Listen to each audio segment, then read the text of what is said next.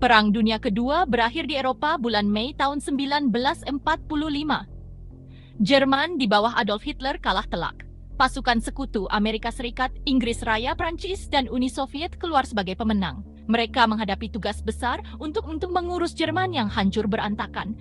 Negara itu hancur lebur, pemerintahannya sudah tidak ada. Sekutu harus memutuskan masa depan Jerman. Para pemimpin Amerika Serikat, Inggris Raya, dan Uni Soviet bertemu di konferensi Potsdam pada musim panas tahun 1945. Mereka sepakat untuk membagi Jerman menjadi 4 wilayah pendudukan. Setiap negara sekutu akan mengurus satu wilayah. Berlin, bekas ibu kota Jerman, punya status khusus. Meskipun letaknya jauh di dalam wilayah pendudukan Soviet, Berlin sendiri juga dibagi. Kota itu dipecah jadi 4 sektor, sama seperti pembagian negaranya. Pengaturan ini membuat Berlin jadi seperti pulau unik di tengah wilayah yang dikuasai Soviet. Kerjasama awal antara sekutu tidak lama kemudian mulai retak. Jerman, dan terutama Berlin, jadi pusat dari Perang Dingin yang mulai muncul ini. Perbedaan pandangan dari negara-negara pendudukan membuat kebijakan di wilayah masing-masing jadi berbeda. Sekutu Barat mendorong kebebasan politik dan pemulihan ekonomi berdasarkan pasar bebas. Di wilayah Soviet, ekonomi diatur oleh pemerintah pusat. Orang yang menentang pemerintah ditindas. Pihak Soviet membongkar pabrik-pabrik dan mengambil ganti rugi perang. Cara yang berbeda ini membuat keadaan hidup jadi sangat berbeda. Krisis besar terjadi pada tahun 1948. Sekutu Barat mengeluarkan mata uang baru di wilayah mereka untuk melawan inflasi dan memulihkan ekonomi. Pihak Soviet melihat ini sebagai ancaman. Mereka membalas dengan menutup semua jalan darat dan air ke Berlin Barat. Sekutu Barat meluncurkan jembatan udara Berlin. Selama hampir setahun, pesawat Amerika dan Inggris mengirimkan bantuan ke Berlin Barat. Usaha luar biasa ini membuat kota itu tetap bertahan. Gagalnya blokade Berlin mempercepat pembagian resmi Jerman. Tirai besi atau batas pemisah sekarang jadi sangat nyata di Jerman. Perbedaan ekonomi yang besar cepat muncul antara Jerman Barat dan Jerman Timur. Jerman Barat, dibantu oleh Marshall Plan, membangun kembali pabrik-pabriknya. Ekonominya maju pesat dan taraf hidup masyarakatnya meningkat. Sebaliknya, Jerman Timur kesulitan dengan ekonomi yang dikontrol negara. Barang-barang sering langka dan kemajuannya lambat. Perbedaan ini membuat Jerman Barat semakin menarik bagi orang Jerman Timur yang mencari kehidupan lebih baik. Selain kesulitan ekonomi, kehidupan di Jerman Timur juga diwarnai tekanan politik. Kementerian Keamanan Negara atau biasa disebut Stasi adalah polisi rahasia yang ada di mana-mana. Sampai tahun 1961, perbatasan antara Berlin Timur dan Barat masih cukup terbuka. Orang Jerman Timur bisa pergi ke Berlin Timur lalu menyeberang ke Berlin Barat. Antara tahun 1949 dan 1961, diperkirakan 2,7 sampai 3,5 juta orang Jerman Timur pindah ke Barat. Kehilangan orang-orang pintar ini sangat menghambat pembangunan ekonomi Jerman Timur. Pemerintah merasa harus bertindak. Pemimpin Jerman Timur, Walter Ulbricht, semakin putus asa untuk menghentikan orang-orang yang pindah. Terus-menerus kehilangan warganya adalah hal yang memalukan secara politik dan merugikan ekonomi. Ulbricht berkali-kali mendesak Uni Soviet agar diizinkan menutup perbatasan Berlin. Pemimpin Soviet Nikita Khrushchev awalnya ragu-ragu, tapi pada musim panas tahun 1961, situasinya jadi gawat. Ribuan orang pergi setiap hari. Khrushchev akhirnya setuju untuk mengambil tindakan tegas. Pada dini hari Minggu, tanggal 13 Agustus tahun 1961, polisi dan tentara Jerman Timur mulai menutup perbatasan. Dengan nama sandi Operasi Mawar, mereka membongkar jalan dan memasang pagar kawat berduri. Warga Berlin bangun dan menemukan kota mereka terbelah secara fisik. Keluarga-keluarga terpisah. Tindakan yang tiba-tiba dan kejam ini mengejutkan dunia. Reaksi warga Berlin adalah tidak percaya, marah, dan putus asa. Selama minggu-minggu dan bulan-bulan berikutnya, pagar kawat berduri diganti dengan penghalang yang lebih kuat dan permanen. Penghalang itu terbuat dari beton, tingginya sekitar 3,5 meter. Tembok Berlin menjadi simbol perang dingin yang nyata dan mematikan. Pembangunan tembok Berlin membawa dampak buruk bagi kehidupan sehari-hari warga Berlin. Keluarga, teman, dan orang terkasih tiba-tiba terpisah. Dalam semalam, hubungan ini terputus. Warga Berlin Timur umumnya dilarang pergi ke barat.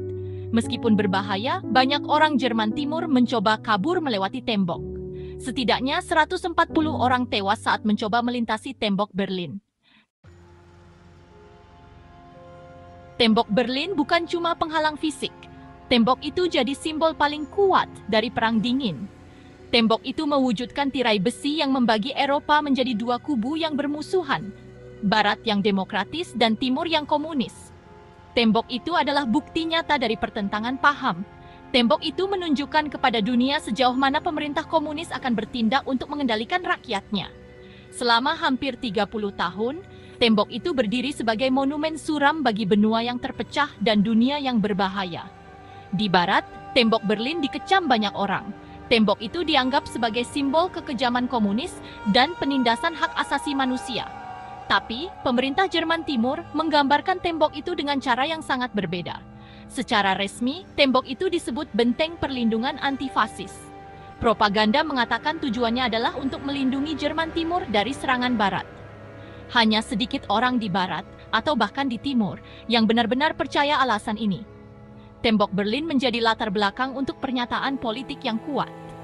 Pada tahun 1987, Presiden AS Ronald Reagan berdiri di gerbang Brandenburg dan menantang pemimpin Soviet dengan kata-kata terkenal, "Tuan Gorbachev, runtuhkan tembok ini."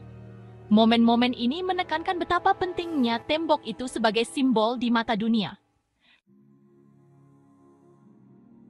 Menjelang tahun 1980-an, Jerman Timur menghadapi masalah ekonomi yang semakin besar.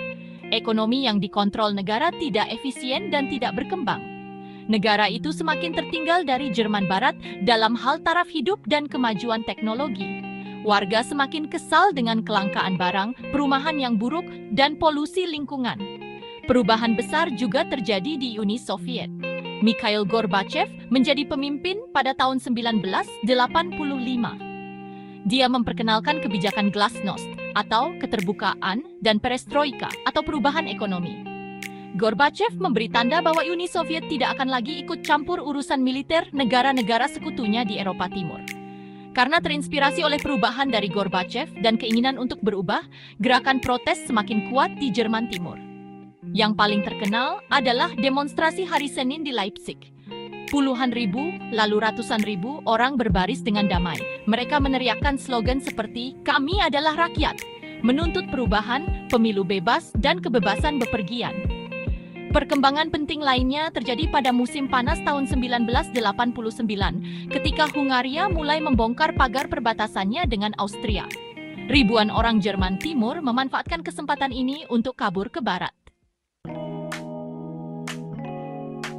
Situasi di Jerman Timur mencapai puncaknya pada awal November tahun 1989. Pemerintah berusaha keras untuk mengendalikan keadaan.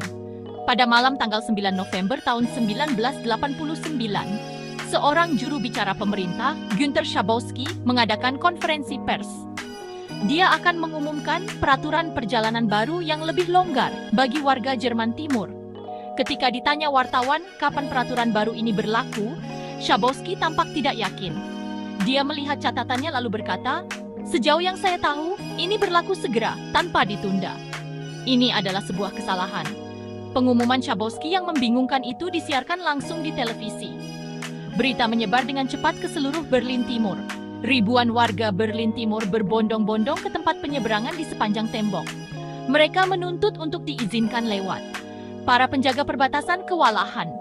Menghadapi kerumunan besar dan tanpa perintah yang jelas, para penjaga di beberapa pos penyeberangan membuat keputusan penting. Di pos pemeriksaan Bornholmer Straße, Harald Jäger, petugas yang bertanggung jawab, memutuskan untuk membuka gerbang. Ribuan warga Berlin Timur mengalir ke Berlin Barat, disambut sorak-sorai warga Berlin Barat. Runtuhnya tembok Berlin adalah peristiwa yang benar-benar bersejarah.